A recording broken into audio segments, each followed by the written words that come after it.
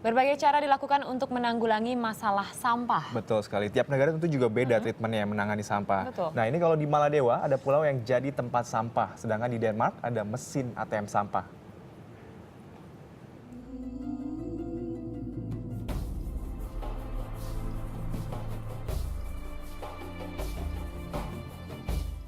Maladewa, 80% wilayahnya merupakan pulau karang. Pesona pasir putih dan laut biru menjadi daya tarik Maladewa. Tak heran pariwisata menjadi jantung ekonomi negara ini.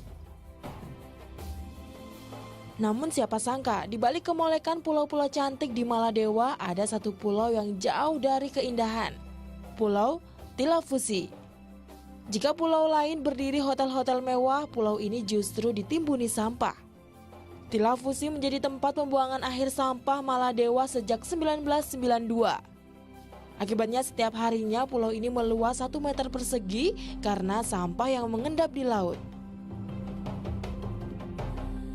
Kini pemerintah Maladewa membuat undang-undang untuk membatasi jenis sampah. Sampah organik akan dibakar dan proses daur ulang mulai dilakukan.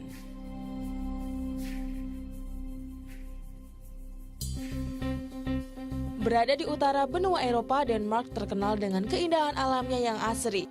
Untuk urusan sampah, negara ini punya cara khusus. Pemerintah Denmark menerapkan program Dance Retur System.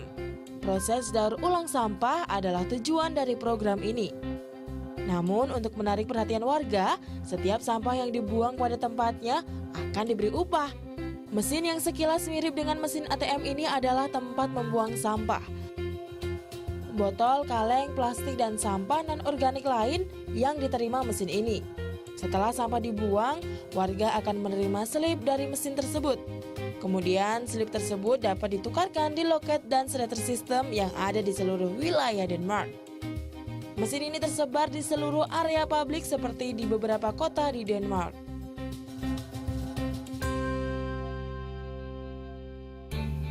Masih di utara benua Eropa, Swedia juga dapat dianggap sebagai negara ramah sampah.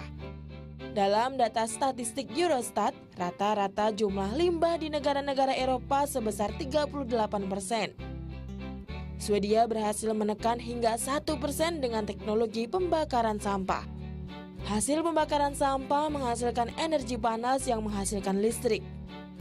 Sumber listrik ini lalu dialirkan ke perumahan warga hingga kawasan perkantoran. Kini Swedia harus mengimpor sampah dari negara lain di Eropa sebanyak 800.000 ton per tahun untuk memenuhi kebutuhan energi panas penghasil listrik. Teknologi pembakaran sampah terpadu ini yang membuat Swedia dapat menekan jumlah sampah bahkan hingga kekurangan sampah.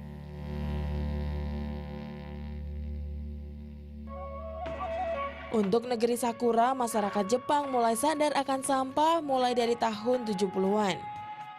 Konakai adalah masyarakat peduli lingkungan Jepang.